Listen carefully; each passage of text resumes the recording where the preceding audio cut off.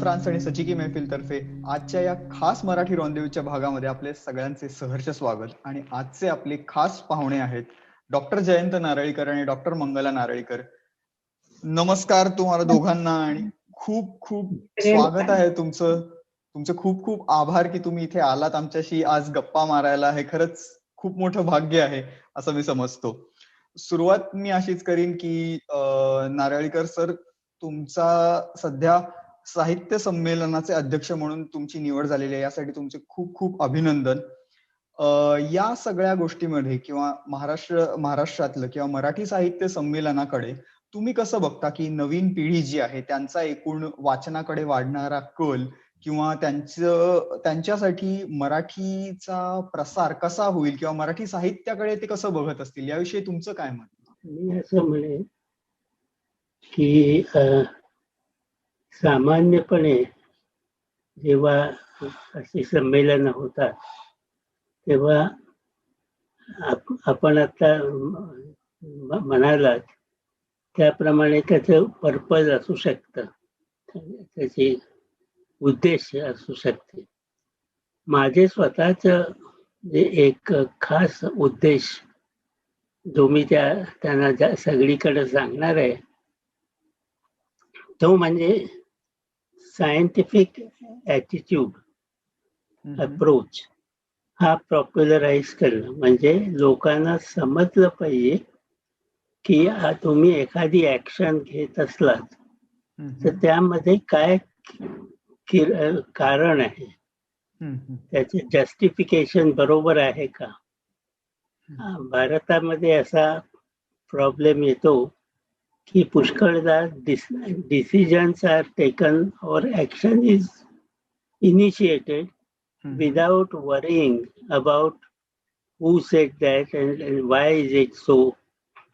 They just go and do it, and that sometimes leads to lot of problems in the end. So I want to alert people about this possibility. अगदी बरोबर. तुम्ही खूपच योग्य पद्धतीने हे आमच्यापर्यंत पोहोचवलं की मराठी साहित्य संमेलनामध्ये तुम्ही शास्त्रीय विचार किंवा शास्त्रीय सायंटिफिक ॲटिट्यूड असणं किती गरजेचं आहे. तर त्यालाच लागून मी पुढचा प्रश्न असा विचारीन की या ठिकाणी तुम्ही विज्ञान आणि तंत्रज्ञानातले असंख्य इंग्रजी शब्दांना मराठी प्रतिशब्द देता. हे असे असंख्य मराठी शब्द तुम्ही दिलेले आहेत. तर सध्या तसं बघायला गेलं तर आपण खूप कॅज्युअली किंवा खूप सहजपणे मराठी शब्द वापरत नाही. तर अशा वेळेला काय वाटतं तुम्हाला याबाबत की इथे कुठेतरी तंत्रज्ञानाशी जुळवून घ्यायला मराठी भाषा म्हणून कमी पडतीये का, की आपण उदासीन आहोत? नाही, असं नाही. या ठिकाणी आपण जे सोपे शब्द आहेत ते स्वीकारतो, कारण लोकांचा कल जे सोपे शब्द आहेत ते घेण्याकडे आहे. आता जर मराठी प्रतिशब्द सोपा असेल तर लोक तो स्वीकारतील, पण जर इंग्रजी शब्दच जर सोपा असेल तर आम्ही तोच वापरतो. आम्ही मराठी भाषेचा तेवढा आग्रह धरतच नाही आणि सर पण धरत नाहीत की जे सोपे आहेत, जे जनसामान्यात चटकन रुजलेले आहेत किंवा रुजणारे आहेत ते वापरतो. कारण इथे आपला मुद्दा लोकांना समजणं हे महत्वाचं असतं, आणखीन भाषेची शुद्धता तेवढी महत्वाची नसते. अगदी अगदी बरोबर. खरंय, लोकांपर्यंत तो विचार पोचणं महत्वाचं असतं, हे तुम्ही अगदी बरोबर म्हणालात. तर आजकाल असंच हे संशोधन क्षेत्र जे आहे ते खूप वेगवान आणि व्यापक झालेलं आहे. त्यासाठी आर्टिफिशियल इंटेलिजन्स AI ही खूप महत्वाची भूमिका बजावत आहे. तर याकडे तुम्ही कसं बघता? आर्टिफिशियल इंटेलिजन्स किंवा रोबोटिक्स वगैरे जो त्यांचा वापर वाढत चाललाय आणि याचं कारण त्यांचा उपयोग लोकांना ध्यानात यायला लागलाय. त्यामुळं जास्त लोक रोबोटिक्स किंवा आर्टिफिशियल इंटेलिजन्सचा सहारा घेत असतील. पण त्यासाठी त्यांना इंग्रजी भाषेचाही सहारा घ्यावाच लागतो. ते सगळं जे तांत्रिक शिक्षण आहे ते मराठीत उपलब्धच नाहीये. त्यामुळे लोकांना इंग्रजी वापरावीच लागते. पण ज्या वेळेला तुम्ही एखादं संशोधन करता किंवा नवीन काहीतरी शोधून काढताय, ते ज्या वेळेला जनसामान्यांच्या पर्यंत पोहोचायचं असेल त्यावेळेला जर सोपा प्रतिशब्द उपलब्ध असेल तर तो वापरायलाही काही हरकत नाही. कारण लोकांना मग बरोबर. समजतं तुम्ही नक्की कसलं यंत्र केलंय, ते काय काम करतं. पण जे बरोबर. संशोधन किंवा काम चालतं ते सगळं इंग्रजीमधूनच चालतं, निदान भारतात तरी. हो. हो, म्हणजे इथे युरोपमध्ये पण रिसर्च इन्स्टिट्यूटमध्ये जरी बोलीभाषा आम्ही फ्रेंच किंवा जर्मन अशी वापरत असलो तरी रिसर्च पेपर्स हे बहुतेकदा इंग्रजी भाषेमध्येच प्रसारित केले कारण जातात किंवा कम्युनिकेशनचा प्रश्न आहे ना, तुम्हाला तुमचं रिसर्च जे काम आहे ते जास्तीत जास्त लोकांच्या पर्यंत पोहोचायला हवं आहे आणि जास्तीत बरोबर. जास्त लोक इंग्रजी समजू शकतात तशा फ्रेंच जर्मन नाही समजू शकत. अगदी बरोबर, अगदी बरोबर. तर मला आता असं विचारायला आवडेल, की खगोलशास्त्रज्ञ आहात सर तुम्ही, तर ह्यांना खगोलशास्त्रज्ञांना कायम विचारला जाणारा प्रश्न म्हणजे इतर ग्रहांवर जीवसृष्टी आहे का किंवा एलियन्स आहेत का, याकडे तुम्ही कसं बघता? याच्यावरती डेफिनेट उत्तर कोणाकडेच नाही आहे. फॉर किंवा अगेन्स्ट, जो आयदर वे. याचा अर्थ असा की अजून आपल्याला बरीचशी माहिती मिळवायची आहे. Then we can go back and test. तर आता याचं एक उदाहरण मी तुम्हाला देतो. माझ्याकडं त्याची जबाबदारी आलेली होती म्हणून. तर ती अशी आहे की फ्रेड हॉयल शास्त्रज्ञ, आणखीन चंद्रा विक्रमसिंग त्यांचा सिनियर कलिग म्हणायचा. त्यांचा पूर्वी रिसर्च स्टुडंट होता, नंतर माझा कॉन्टेम्पररी एक्झॅक्ट, पण UK मध्ये सेटल झालेला. तर चंद्रा विक्रमसिंग यांचं म्हणणं असं की आपल्याकडं कॉमेट्स येतात, ते लांबून येतात आणि लांबच्या कुठल्या तरी भागात जरी तिथं बॅक्टेरिया असले तरी ते फ्रोझन फॉर्म मध्ये त्या कॉमेटच्या शेपटीत जातात किंवा त्या कॉमेटमध्ये जातात. त्यावेळी शेपूट झालेली नसते, पण तो कॉमेट जवळ आला की सूर्याच्या उष्णतेमुळं त्याची वाफ तयार होते आणि तेल तयार होते. तर अशा वेळी त्या तेल मधनं त्या कॉमेटमध्ये जे काही बॅक्टेरिया होते ते बॅक्टेरिया त्यातले काही बाहेर येतात. आधी ते डीप फ्रोझन असल्यामुळे ते बांधल्यासारखे होते, पण आता त्यांना बाहेर यायला थोडी कन्व्हिनियंट सिच्युएशन पाठीजवळ असते, म्हणून ते बाहेर येतात आणि हळूहळू त्याचा जो हे तयार झालेली असते शेपूट, त्या शेपटीतनं ते लांब पर्यंत जातात आणि ती शेपूट आपल्या पृथ्वीच्या वातावरणाला जर रब करून गेली, घासून गेली, तर ते कॉमेट्स मधले अणू आपले छोटे कण, हा, तर ते त्याच्यामधनं बाहेर पडून पृथ्वीच्या वातावरणात येतात आणि गुरुत्वाकर्षणामुळं, ग्रॅव्हिटीमुळं पृथ्वीच्या तळावरती पडतात. तर त्यांना शेवटच्या स्टेजमध्ये पकडता येईल का, to show that such a population exist. तर त्याकरता आमचे प्रयोग चालू आहेत आणि आतापर्यंत जे काही प्रयोग मिळाले, त्याचे उत्तर मिळाली, त्यावरून असं वाटतं की पुढं माग आम्हाला असे मार्ग निघतील जे बॅक्टेरिया दुसरीकडनं आलेले इथं ट्रान्सपोर्ट झालेले आहे. कारण बॅक्टेरिया सापडलेत आम्हाला. बॅक्टेरियाचे गुणधर्म काही बॅक्टेरियाचे अगदी नवीन आहेत, इथं आधी माहीत नव्हते. तरी पण तुमचा विश्वास नसला तर तुम्ही म्हणू शकता की हे बॅक्टेरिया खालून वर गेले आणि परत वरून खाली पडतायत, ते तुम्ही खाली पडताना पकडलेत, असं ते म्हणू शकतात. म्हणून आम्हाला ते बॅक्टेरिया आणखी खोल तपासायचे आणि त्या दृष्टीने आमचे पुढचे प्रयोग चालू आहेत. इथे 2-3 गोष्टी ध्यानात घ्यायला हव्या आहेत की आणि हे पकडले कसे. तर आपल्याकडे बलून फॅसिलिटी आहे हिंदुस्थानामध्ये, भारतामध्ये हैदराबादहून ते बलून वर सोडले जातात आणि ह्या बलून फॅसिलिटीचा उपयोग युरोपमधले किंवा परदेशात पाश्चात्य लोक सुद्धा घेत असतात. कारण आपल्याकडची ती फॅसिलिटी खूप चांगली आहे. TIFR लोक बलून बनवतात आणि हैदराबादमध्ये ते वर सोडले जातात आणि 40-41 किलोमीटर पर्यंत ते वर जातात.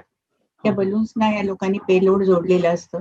त्याच्यामध्ये निर्जंतुक केलेले सिलेंडर्स आणि हवाबंद असतात. तिथे रिमोट कंट्रोलने ते उघडून त्या 40 किंवा 25 किंवा 30 किलोमीटर वेगवेगळ्या स्टेजेसमध्ये तिथली हवा ते सक्शन पंपनी भरून घेतात आणि ते नंतर खाली पडलं की ते पेलोड त्याच्यातले सिलेंडर्स तपासून ते शोधतात. आणि लोकांची जी समजूत असते की परग्रहावरचे म्हणजे जास्त प्रगत किंवा काहीतरी 4 शिंगवाले किंवा हिरव्या रंगाचे किंवा काहीतरी वेगळे प्राणी थोडक्यात, पण म्हणजे प्राणी मोठे आकार नाही. अशा मोठ्या आकाराच्या प्राण्यांच्या ऐवजी या लोकांनी सूक्ष्म जीवांच्या वरती म्हणजे बॅक्टेरिया आणि व्हायरसेस सापडतायत का बघू, हा मूळचा उद्देश आहे. आणि तो त्यांचा सफल झाला की 2 वेळेला असे बलून सोडले, त्यांच्याबरोबर जी सिलेंडर्स पाठवली त्यांच्यामधून त्यांना बॅक्टेरिया आणि व्हायरसेस मिळाले आणि त्या बॅक्टेरियापैकी काही बरेचसे पृथ्वीवरच्या सारखेच आणि इकोलाय टाईपच होते, परंतु 3 टोटली नवीन जे आधी इथे अजून सापडले नव्हते तसे सुद्धा मिळाले. त्यामुळे आता या क्षणाला ओपन प्रॉब्लेम आहे की आता यांना जे सापडत आहेत असे बलूनला धरून येणारे ते खरोखरी वरनं आले आहेत का खालूनच वर गेले आहेत. That is still to be. एका दृष्टीने असं म्हणता येईल की पृथ्वीवर जी जीवसृष्टी आहे आपण सगळे लोक ती कशी झाली तर ती सुद्धा बाहेरून येणाऱ्या बॅक्टेरिया जमिनीवर पडले आणि त्यांच्या नंतर इव्होल्युशनने मोर कॉम्प्लिकेटेड लाईफ त्याला तो शेवटी आपण जन्मलो. कॉम्प्लेक्सिटी हळूहळू इव्होल्युशन मध्ये तयार म्हणजे आपण असं म्हणू शकू की we are aliens on the earth आणि बाहेरच्या त्याकडनं आलेले त्यातून आपण वाढलो. ही एक पॉसिबिलिटी, हा एक तर्क पुढे मांडला होता. आणि बाहेरून सीडिंग हे असं झालेलं असेल लाईफचं, हा जो हॉईल आणि विक्रम सिंगेचा तर्क होता, तेव्हा बाहेरून सीडिंग कसं झालं, तर बाहेरून हे असं सीडिंग कसं झालं यासाठी त्यांनी मग धूमकेतू किंवा कॉमेटचा मार्ग शोधून दाखवला की खूप लांबून लांबून हे कॉमेट्स येत असतात आणि ज्या लांबच्या प्रदेशाहून येतात तिकडे कदाचित बॅक्टेरिया असतील. पण मी मॅथमॅटिशियन आहे, मला असं वाटतं की you are transferring the problem to a distant land. हे म्हणजे पृथ्वीवर जीव निर्माण कसा आला याचं उत्तर न देता लांब कुठेतरी तो आला आणि मग त्याचं सीडिंग पृथ्वीवर झालं, ही एक थिअरी आहे आणि त्याचं टेस्टिंग व्हायचं. एक आणखीन आस्पेक्ट त्याचा आपण विचारात अलीकडे घेणं आवश्यक झालं ते म्हणजे असं की ज्याला आपण पॅन्डेमिक, तर त्याचे जे ओरिजिन होतं ते बाहेरचं असलं तर आपल्याकडे त्याचे हे असणार नाही, त्याच्याशी सामना करण्याची आपल्याला नवीन विचार करून घ्यावा नसते. म्हणजे हॉईल विक्रम सिंगेचा त्यांचा आणखीन एक असा होता की जर जगामध्ये फ्लू सारखी साथ एकाच वेळी अनेक ठिकाणी उद्भवत असेल तर ते ऍक्च्युअली फिजिकल इन्फेक्शन जायला वेळ सुद्धा मिळालेला नसतो.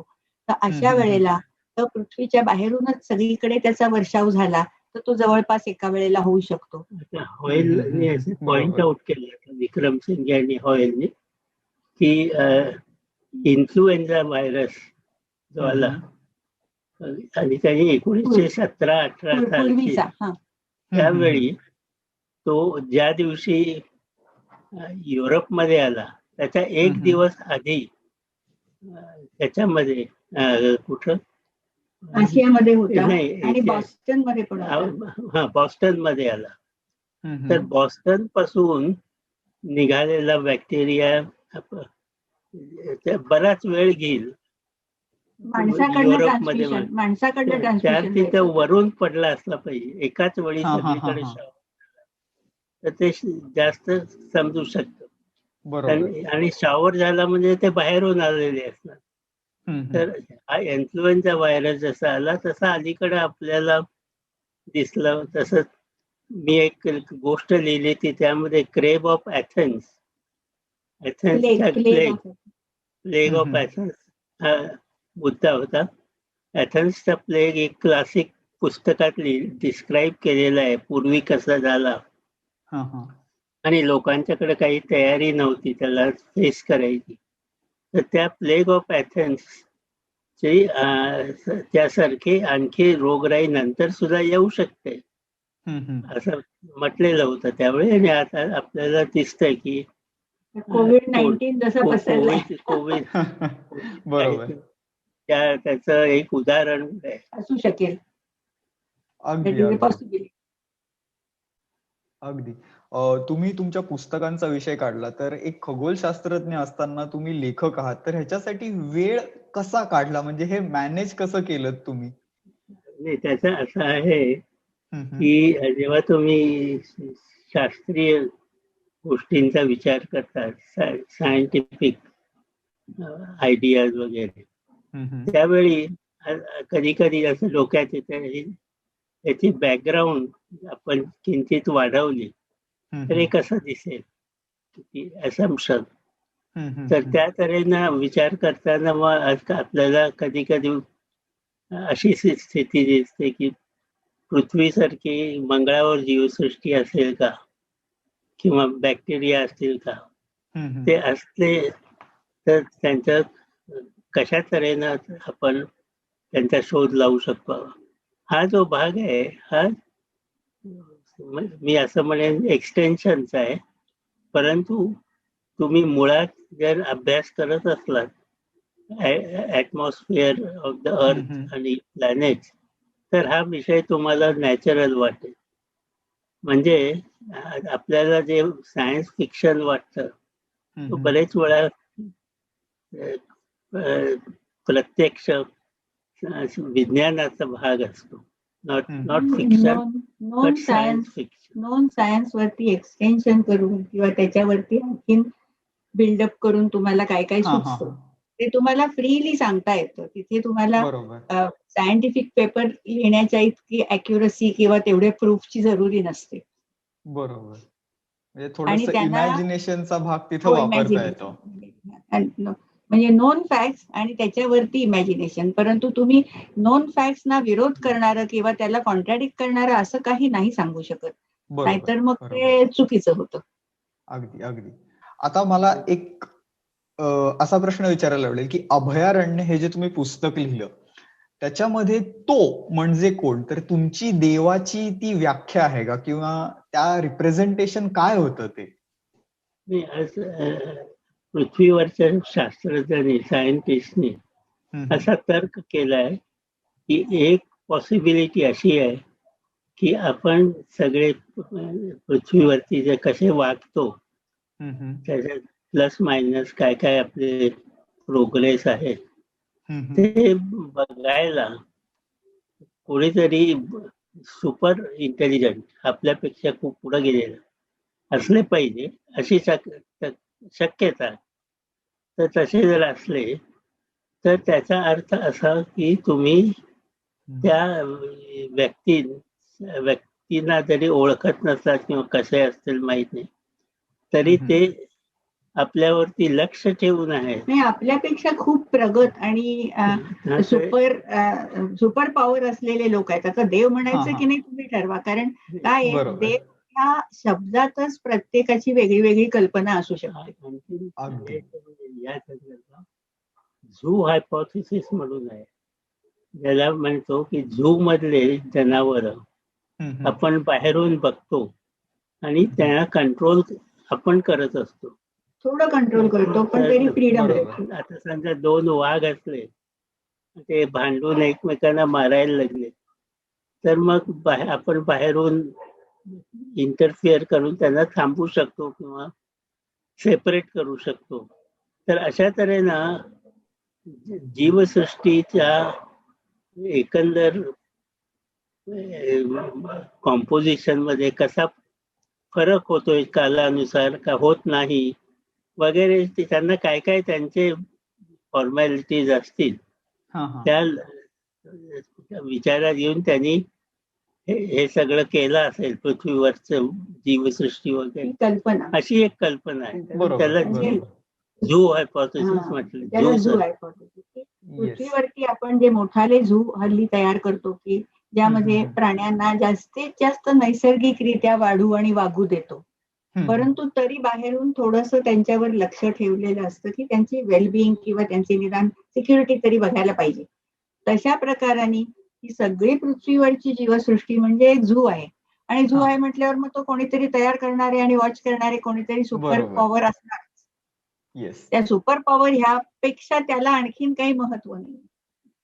कारण देव म्हटलं की आपली फार वेगळ्या वेगळ्या कल्पना त्या देव ह्या शब्दाशी निगडीत असतात, तशा तिथे नाही दाखवलेल्या. हो, नाही, अगदी अगदी बरोबर, छान सांगितलं तुम्ही. कारण या बाबतीत प्रत्येकाचं खूप वेगवेगळं इमॅजिनेशन आहे आणि प्रत्येकाच्या खूप वेगळ्या रूढ अशा आणि दृढ अशा कल्पनाही आहेत. हो. तर आता मला मंगलाताई नारळीकर तुम्हाला विचारायला आवडेल की तुम्ही 60च्या दशकात ज्यावेळी स्त्रियांना शिक्षण घेणं पण मुश्किल होतं, त्या काळी MA मॅथ्स मध्ये गोल्ड मिळवलं, PhD केली, तर त्या मला मानाने आज स्त्री शिक्षण क्षेत्रामध्ये खूप बदल झालाय, तर ह्याच्याकडे तुम्ही कसं बघता? काळ हा सतत बदलत असतो आणि विशेषतः भारतातल्या माझ्या जनरेशनच्या, माझ्या नंतरच्या जनरेशनच्या स्त्रियांना, माझ्या आधीच्या जनरेशनच्या स्त्रियांना सुद्धा हे सगळं बघायला मिळाले त्यांच्या स्वतःच्या लाईफस्पॅन मध्ये. तर त्याच्यामध्ये माझ्या आधीच्या पिढीला जेवढं स्वातंत्र्य होतं ते त्यांच्या आधीच्या पिढीपेक्षा थोडं जास्त होतं. कारण तुम्ही आणखीन 70-80 वर्ष मागे जाल तर बायकांना लिहाय वाचायला सुद्धा शिकवत नव्हते. माझ्या आजीला फॉर एक्झाम्पल, म्हणजे मी आमच्या घरातल्या वेगवेगळ्या स्त्रियांची तुलना करून सांगते. माझी आजी कधीही शाळेत गेलेली नव्हती. तिचा जन्म 1890च्या आसपास केव्हा तरी झालेला होता. आणि परंतु ती घरात लिहा वाचायला मात्र शिकलेली होती. ती पोथी वाचू शकत असेल फॉर एक्झाम्पल. आणि घरात एकूण शिकलेले आणि शास्त्री पंडित, प्रवचन करणारे किंवा पूजा सांगणारे असे लोक असल्यामुळे ग्रंथ वाचन, मराठी ग्रंथ वाचन तरी तिला करायला येत होतं. बरीच स्तोत्र पाठ होती. पण हे सगळं शाळेत न जाता नंतर तिची मुलं जेव्हा शाळेत गेली, तिच्या मुली शाळेत गेल्या, त्यावेळेला आजी मला सांगते की माझे आजोबा असिस्टंट मामलेदार होते लहान सहान गावामध्ये. त्यांची मुलगी जेव्हा शाळेत जायला लागली, ती पहिलीत गेली त्यावेळेला. आणि मी म्हणजे आता हा काळ मी कधीच सांगते 1910 ते 1915. आता 1915 साली माझी थोरली आत्या जेव्हा 6-7 वर्षाची शाळेत गेली तेव्हा जास्ती मुलीच नव्हत्या शाळेमध्ये. सगळे मुलगे होते आणि काही मुलगे म्हणजे बापे होते, अगदी लहान मुलगे होते असंही नाही. आणि त्या काळातली एक मजेदार पद्धत मला आजी सांगते की माझी आत्या शाळेत गेली की ती पहिली यायची, कारण तिला काय घरामध्ये थोडं ज्ञान आधीच लेखन वाचनाचं होतं. आणि तिचा पहिला नंबर आला की तिला मास्तर टेबलावर उभी करायचे आणि बाकीच्या मुलांना तिच्या समोर एकेकाला उभं राहायला सांगून तिने त्यांना थोबाडीत मारायची शिक्षा म्हणून. म्हणजे असे काहीतरी विनोदी प्रकार त्यावेळेला एखाद्या मुलीला थोडं शिक्षण मिळालं तर असं. परंतु तिला सुद्धा ती 13 वर्षाची झाल्यावर तिचा विवाह करून देणं हेच महत्वाचं समजलं. ती सुद्धा काही 3री-4थीच्या पुढे शाळा शिकली नाही. ही माझी थोरली आत्या की जिचा जन्म 1910 साली झाला होता. आणि असं बघत गेलं तर माझी आई, तिचं लग्न केव्हा झालं, तिला शाळा पूर्ण करून तिला कॉलेजचंही 1 वर्ष करायला मिळालं होतं आणि ती फर्स्ट इयर झाल्यावर तिचं लग्न झालं. माझे वडील त्यावेळेला ग्रॅज्युएट झालेले होते, खूप हुशार गणले गेले होते आणि त्यांना सेक्रेटेरिएटमध्ये नोकरी पण लागली. पण आईच्या सगळ्या बहिणींना हेच सूत्र ठरवायचा त्यावेळेला काळ होता. आता आईचा जन्म माझा 1922चा आणि पुण्यासारख्या शहरात वाढलेली, तरी सुद्धा शिक्षण दिलं तरी 17-18 वर्षापर्यंत लग्न करणं हेच महत्वाचं. लग्न केल्यावर तुम्ही तुमच्या सासरी जाऊन काय काय कराल ते वेगळं, पण तरी अर्थात घर आणि नवरा यांना सांभाळणं हे पहिलं आहेच. आता माझ्या बाबतीत थोडीशी असाधारण परिस्थिती अशी झाली की माझे वडील मी फार लहान असताना वारले. मी 6 महिन्याची होते, माझा मोठा भाऊ 2 वर्षाचा होता आणि माझ्या आईचं वय होतं 21. आता 21 वर्षाच्या मुलीला 2 लहान मुलं घेऊन आज ठीक आहे, अशी आपत्ती एखाद्याच्यावर ओढवली तर तिला लोक मदत करतात, ती उभी राहते. आणि माझी आई सुदैवाने तिच्या घरचे आजोळचे लोक सगळे सुधारक होते. तिला सुद्धा रिमॅरेजचा हे होता, चॉईस होता. पण तिला लहानपणापासून एक काहीतरी तिची महत्वाकांक्षा होती की आपण डॉक्टरहून रुग्णसेवा करावी. ते फार चांगलं रॉयल प्रोफेशन आहे. तर तिने असं ठरवलं की आता तिला संसार करायचा नाही, 2 मुलं आहेत, पुरे झाली. आणि तिने मला आणि माझ्या भावाला, माझे काका काकू आणि आजी यांच्याकडे मुंबईला ठेवलं. पण त्यावेळेला तिने असाधारण निर्णय घेतला पुण्यासारख्या शहरामध्ये. आपल्या आई वडिलांच्याकडे राहून ती डॉक्टर झाली, डॉक्टर आणि वैद्य. आणि एका हॉस्पिटलमध्ये तिने अनेक वर्ष सेवाभावी काम केलं, मॅटर्निटी होम चालवलं. तर आता पण हे तिच्यावर ओढवलेल्या विचित्र प्रसंगामुळे, नाहीतर तिला डॉक्टर होता आलं नसतं. हे पण मला कळतंय की तिने संसारातून बाहेर पडून काहीतरी करायचं ठरवलं, आणखीन हा रॉयल प्रोफेशन घ्यायचा ठरवला, म्हणून तिला ते शक्य झालं. पण माझ्या बरोबरच्या मुली जर मी बघते आता, त्याच्यानंतरचा काळ, माझ्या कितीतरी मैत्रिणी, खूप नाही तरी काही मैत्रिणी त्यांना हवा तो कोर्स घेऊन शिकू शकत होत्या. माझ्या जनरेशन मध्ये मुलींना जास्त स्वातंत्र्य होतं. तरी बहुसंख्येने मुलींचं पहिलं कर्तव्य घर आणि घरातली माणसं सांभाळणं हेच होतं. आणि ते मलाही मान्य होतं. मी त्याच्या विरुद्ध बंड केलं नाही. आणि चांगला नवरा मिळाला, चांगला संसार सुरू आहे. पण तरी सुद्धा ज्या वेळेला आम्ही पुन्हा TIFRच्या समोर हाऊसिंग कॉलनीमध्ये राहायला आलो, जिथे मी रिसर्च करायला सुरुवात केली होती, ती जागा माझ्या घराच्या बरोबर, रस्ता क्रॉस केला की समोर आहे म्हटल्यावर मग मला ती संधी घ्यावीशी वाटली. आणि मग मी घरातली कामं करून उरलेल्या वेळामध्ये जाऊन रिसर्चचा अभ्यास करत करत माझी PhD मिळवली. पण ही पुन्हा मला जशी माझ्या आईला स्पेशल पोझिशन मिळाली, तशी मला स्पेशल पोझिशन मिळाली की माझ्या घराच्या राहण्याच्या अगदी जवळ ही जागा होती की जिथले लोक मला सहकार्य द्यायला तयार होते, माझ्या सोयीच्या वेळेप्रमाणे लेक्चर्स ठरवायला तयार होते. त्यामुळे माझं रिसर्च होऊ शकलं. पुन्हा थोडासा लकचा फॅक्टर आला. पण आता याच्या पुढची पिढी बघा, माझ्या मुली, आम्हाला 3 मुली आहेत. आम्ही त्यांना अर्थातच कुठल्याही प्रकारची सक्ती कुठल्याही बाबतीत केली नाही. फक्त शिक्षण घ्यायचं, ते मनापासून आणि चांगलं घ्यायचं, एवढी मात्र कंडिशन होती. तर त्या तिघींनीही आपापली करिअर्स निवडली आणि आपापले जोडीदार निवडल्यानंतर सुद्धा त्यांची करिअर चालू आहे. मुलं आणखीन संसार सांभाळताना त्यांची सुद्धा तारांबळ होते, पण त्यांचे नवरे त्यांना भरपूर मदत करतात. कोऑपरेशन उत्तम असतं आणि त्या आपलं करिअर आणि संसार दोन्हीची सर्कस मी म्हणते, पण व्यवस्थित सांभाळत आहेत. आता हा जो गेल्या 4-5 पिढ्यांच्या मधला हा जो फरक आहे, तो शिक्षणाला आणि स्त्रियांच्या एकूण जीवनाला खूपच चांगली दिशा देणारा, चांगल्या संधी देणारा असा आहे. तुम्ही आनंदी गोपाळ कादंबरी वाचली असेल. ती माझ्या आईच्याही खूप आधी जाऊन डॉक्टर झाली. तिला किती संकटांचा आणि कुठल्या कुठल्या परिस्थितींचा सामना करावा लागला ह्याचा विचार. तेव्हा परिस्थिती नक्की सुधारते आहे आणि आम्ही स्त्रिया त्यासाठी समाधानी असलं पाहिजे. अजूनही जास्ती सुधारावी अशीच अपेक्षा करायची. खरंच हा खूप मोठा प्रवास तुम्ही आमच्या समोर उलगडून दाखवलात. आणि खरंच या स्त्री शिक्षण या क्षेत्राकडे खरंच खूप प्रगती होत आहे आणि आपण एका आश्वासक पद्धतीने याकडे बघत आहोत. मला आता असं विचारायला आवडेल की या शिक्षणामध्ये तुम्ही गणित या विषयात तुम्ही शिक्षण घेतलं, म्हणजे गणित हा बहुतेक सगळ्यांचा नावडता विषय असतो. अशा वेळेला गणित या विषयामध्ये एवढं काम करणं हे कसं, म्हणजे गणितामध्ये काम करायचं हे कसं ठरवलं? नाही, माझा तो अगदी आवडीचा विषय, सरांचाही अगदी आवडीचा विषय. आणि एक गंमत म्हणजे सरांचे एक मामा, धाकटे मामा, जे त्यांच्या घरी राहिले आणि त्यांनी सरांना गणितातले प्रॉब्लेम सोडवण्याची गोडी लावली, त्यांना वेगळे वेगळे प्रॉब्लेम्स देऊन. ते again as luck would have it, me MA करत असताना ते रशियामध्ये PhD करून मुंबई युनिव्हर्सिटी शिकवायला गेले आणि आमची बॅच त्यांनी पहिल्यांदा शिकवली MSc. पहिला मॉडर्न अल्जेब्रा त्यांनी आम्हाला शिकवला आणि मी पण त्यांची आवडती विद्यार्थिनी होते, कारण त्यांनी दिलेले सगळे प्रॉब्लेम्स मी सोडवले होते वर्गात. आता गणित विषय मला आवडत असल्यामुळे मी लहानपणापासून त्याचा अभ्यास जास्ती चांगला केला आणि जसं मला वर्गातल्या मुलींना मदत करायला आवडायचं की त्यांना काय येत नाही ते आपण सांगू शकतो, तसं माझ्या असं लक्षात आलं की हा विषय जर रोचक करून शिकवला आणि विद्यार्थ्यांना समजेल अशा रीतीने जरूर तर सावकाश शिकवला तर विद्यार्थ्यांना समजतो. आणि बरोबर. मुलांना त्याच्यातला आनंद घ्यायला शिकवलं तर मुलं मनापासून अभ्यास करतात. हे खरं मला तेच. जेव्हा जाणवलं तेव्हा मग मी आधी माझ्या मोलकरणीच्या मुलांना मी मदत करायची. मग माझ्या AIFR मधल्या इतर सायंटिस्टच्या बायका जेव्हा मी मदत करते तेव्हा आमच्या मोलकरणीच्या मुलांना पण शिकवाल का तुम्ही? ती पण मुलं मागे पडतायत. असं करत मी आणखीनही काही मुलांना शिकवलं. पुण्याला आल्यावरही ते उद्योग सुरू केला. एक मला सेवाभावी संस्था सापडली, सुचरिता म्हणून.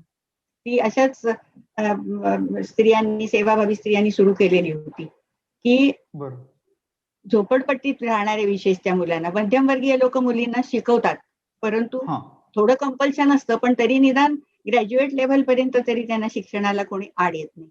पण ही परिस्थिती अजूनही काही ठिकाणी आहे की वर्किंग क्लासमध्ये मुलगी जर नापास झाली तर आता तू कशाला तुझ्या शिक्षणावर खर्च करायचा, तू आई बरोबर भांडी घासायची किंवा क्लिनिंगची कामं करून पैसे मिळव.